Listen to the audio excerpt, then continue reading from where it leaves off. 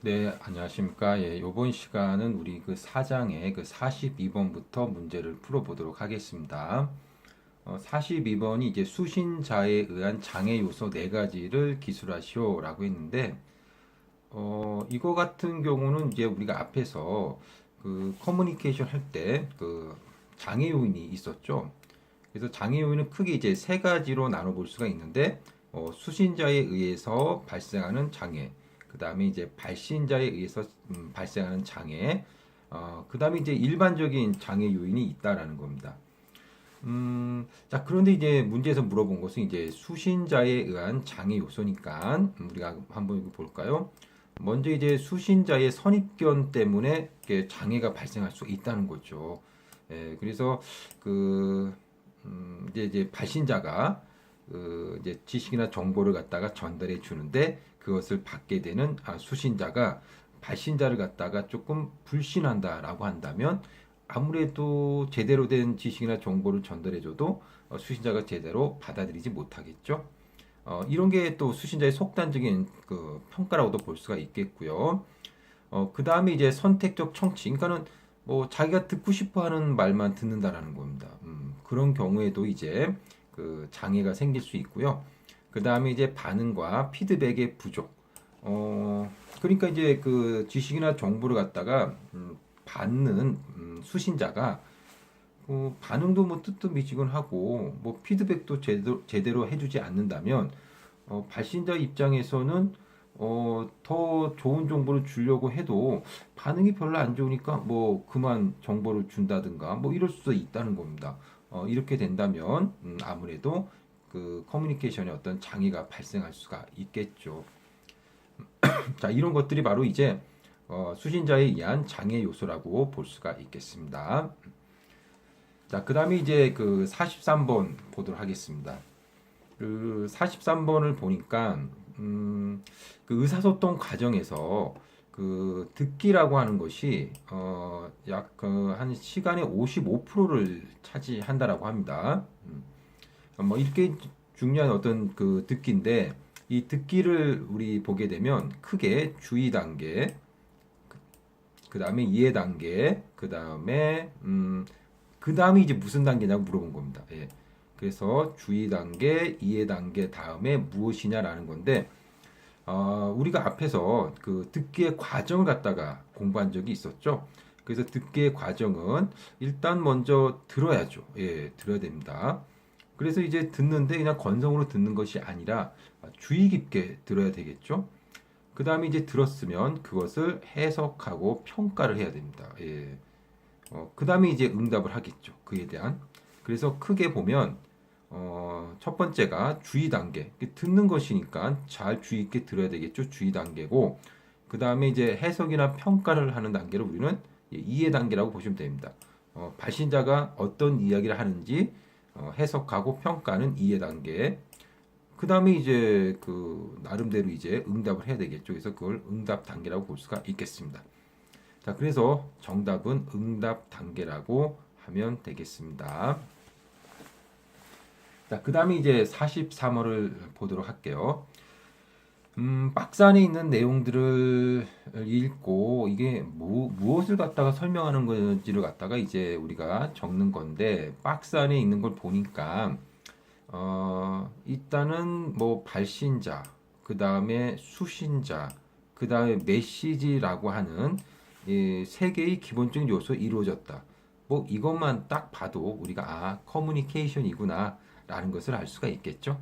그래서 우리가 커뮤니케이션 할 때는 정보를 주는 발신자가 있어야 되고요. 정보를 받는 수신자가 있을 거고요. 그 다음에 발신자와 수신자를 갖다가 연결시켜 주는 거. 예, 메시지를 전달하겠죠. 예, 이렇게 메시지를 전달하고 수신자는 그에 대한 어떤 응답을 하고요. 예. 자, 그래서 이게 이제 3가지 기본 요소고요. 그 다음에 이제 커뮤니케이션이라고 하는 것은 정보를 교환하고 의미를 부여하는 노력이다. 그 다음에 어떤 자료를 갖다가 의미 있는 정보로 바꾼다. 뭐 이런 것들이 바로 이제 커뮤니케이션이라고 보시면 되겠습니다. 자, 그 다음에 이제 45번을 보도록 하겠습니다. 45번은 그 판매원은 물건을 파는 것이 아니라 혜택을 파는 것이다. 라는 말의 의미는 무엇인가 라고 했는데, 이 문제가 우리 그 앞에서 풀어봤던 그 1장의 92번하고 뭐 똑같은 문제입니다. 그래서 제가 이제 그 92번을 풀 때도 이 사례를 갖다가 이제 말씀을 드렸을 겁니다. 그래서 고객은 제품 자체가 아닌 그 제품이 제공하는 가치를 구매한다라는 겁니다. 그래서 뭐 예를 든 게 뭐 백열 전구가 있는데 필라멘트가 망가졌다. 그러면 이 고객은 전구 그러니까 전구가 이뻐서 산 것이 아니라 전구를 산 이유는 전구를 통해서 우리가 어둠을 갖다가 이제 밝혀줄 수 있는 밝게 비춰줄 수 있는 그 빛이라는 그런 어떤 가치를 구매한 것이라는 겁니다. 그러니까 당연히 전구를 샀는데 필라멘트가 망가졌다. 그럼 필라멘트가 없으면 전구가 밝게 빛날 수가 없잖아요. 그러면 그때는 이제 그 전구를 갖다가 뭐 교환하든지 아니면 새롭게 사든지 할 거라는 겁니다. 하지만 우리가 자동차를 산 이유는 뭡니까? 음악을 들으려고요? 그건 아닐 겁니다. 예. 그래서 자동차를 산 이유는 음악을 들으려고 하는 게 아니기 때문에 설사 오디오가 망가졌다고 하더라도 자동차를 뭐 폐기 처분하거나 뭐 그다음에 뭐 바꾸거나 그러지는 않겠죠. 뭐 오디오만 고치면 되는 거죠. 그러니까 고객은 어떤 제품을 갖다 구매할 때 그 제품 자체가 좋아서 산다라기보다는 그 제품이 제공해주는 가치, 그것을 갖다 구매한다라고 보시면 되겠죠. 자, 그래서 여기서 보시면 뭐 판매원은 물건을 파는 것이 아니라 그 물건을 통해서 우리가 얻을 수 있는 혜택을 파는 것이다라는 겁니다. 자, 그러니까 우리가 이제 이것도 어떤 물건을 팔 때도 뭐 예를 들어 가지고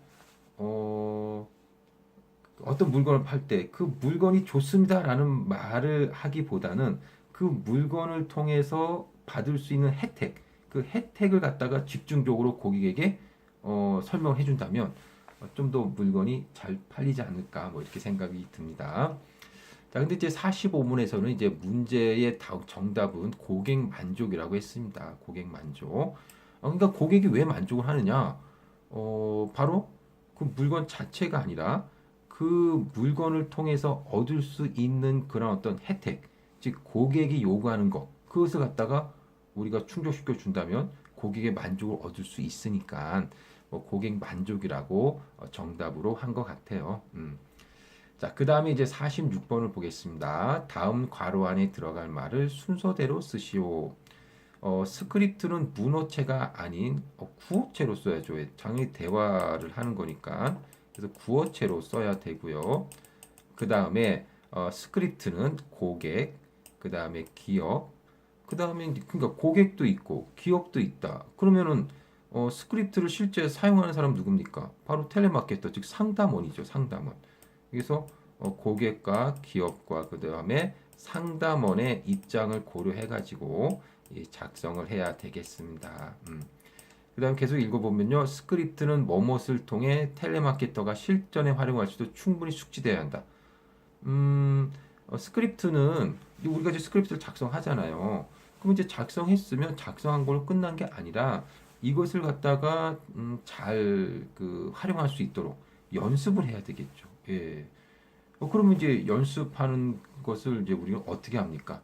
뭐 대표적으로는 이제 역할 연기를 통해서 한다라는 거죠. 이제 롤 플레잉. 그래서 역할 연기를 통해서 한다라고 보시면 되겠습니다. 자, 그래서 뭐 정답은 구어체, 상담원, 역할 연기 이렇게 하시면 되겠습니다. 자, 그다음에 우리가 그 47번을 보도록 하겠습니다. 47번. 47 보니까 상담원의 경청 자세를 평가하기 위한 항목 두 가지를 쓰시오라고 했는데 일단 그 상담원이 즉 텔레마케터가 고객들의 말을 갖다가 잘 듣고 있는지 아니면은 뭐 잘 안 듣고 있는지를 갖다가 평가하기 위한 어떤 항목은 뭐가 있느냐라는 건데 일단 첫 번째가 우리가 이제 모니터링 해보면 알겠죠. 그래서 모니터링 해보니까 고객 말에 맞장구를 잘 치고 있더라. 그럼 잘 이제 듣고 있는 거구나라는 겁니다. 여기서 무조건 뭐 맞장구를 그러니까 맞장구를 칠 때도 그 고객이 한 말을 갖다가 조금은 인용해가지고 맞장구를 친다면 아 정말 잘 듣고 있구나라는 것을 알 수가 있겠죠. 그래서 이게 참 중요한 것 같아요. 이제 상대방이 말을 할 때 좀 리액션을 좀 잘 해주는 거. 그래서 이제 리액션을 잘 해주면 대화도 좀 부드럽고, 좀 충실하고, 그 다음에 상대방의 호감도 가질 수 있지 않을까 이렇게 생각이 듭니다. 내가 말을 하고 있는데 상대방이 내 말에 대해서 호응을 잘 해준다. 그럼 저도 기분이 좋지 않겠습니까? 자, 그 다음에 두 번째, 끝까지 경청하고 있는지. 그래서 뭐, 그, 사람 성격에 따라서는 이제 이야기를 하다가 중간에 끊고 막 들어간 경우가 있죠. 그래서, 그게 아니라, 뭐, 이렇게. 근데 이제 텔레마케터들은 이제 그렇게 하면 안 되는데, 또 그렇게 할 수도 있다라는 겁니다. 그 고객이 말하고 있는데, 고객님, 근데 그건 아닌데요. 그건 아니고요. 뭐 이런 식으로 막 끼어들 수도 있다는 거죠. 그런지 안 그런지를 이제 평가하는 거고요. 그 다음에 이제 적절한 곳에서 탐색 질문을 하고 있는지를 그러니까는 중간중간에 우리가 질문을 하려면 상대방이 하는 말을 갖다 잘 이해하고 있어야 된다는 거죠. 상대방이 무슨 말을 하고 있는지 잘 모르면 우리 질문을 할 수가 없잖아요. 그러니까 질문을 한다는 것 자체가 바로 상대방의 말을 잘 듣고 있다라는 그런 이야기이겠죠. 자, 그 다음에 이제 재진술, 재확인하는지.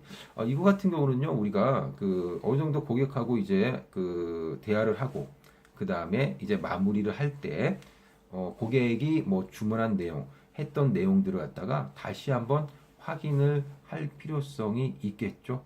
예, 그래서, 고객님께서는 지금 현재, 뭐, 뭐 예를 들어서 어떤 뭐 TV를 뭐 몇 인치 를 갖다가 얼마에 주문을 하셨습니다. 언제까지 보내드리겠습니다. 뭐 이런 식으로 고객이 했던 어떤 말이라든가 혹은 행동, 주문한 내용들을 갖다가 다시 한번 이제 재진술을 함으로써 고객의 입장에서도 이 사람이 내 말을 잘 들었구나 혹은 뭐 주문이 잘 처리되겠구나 라는 그런 안심을 가질 수 있겠죠. 예. 그래서 이제 재진술, 재확인을 하는 것이 또 굉장히 중요합니다. 자, 이게 이제, 이제 그 경청 자세를 평가하기 항목이라고 보시면 되겠습니다. 자, 그 다음에 이제 48번 보겠습니다. 인바운드 텔레마케팅이 Q&A에 의존한다면, 그 아웃바운드 텔레마케팅은 당연히 스크립트죠. 예. 그래서 인바운드는 이제 그 전화가 걸려오는 거니까 잘 받기만 하면 됩니다. 물어보는 거에 대해서 잘 대답을 하면 되니까 질문과 응답, 즉 Q&A가 필요한 거고 이제 아웃바운드는 이제 직접 전화를 거는 거니까 좀 그 대화가 잘 될 수 있도록 미리 이렇게 그 대화 대본을 작성해 놓으면 굉장히 도움이 될 겁니다. 자, 그래서 48번의 답은 스크립트라고 보시면 되겠습니다. 자, 여기까지 풀어보고요. 49번부터는 다음 강의에서 또 하도록 하겠습니다. 예.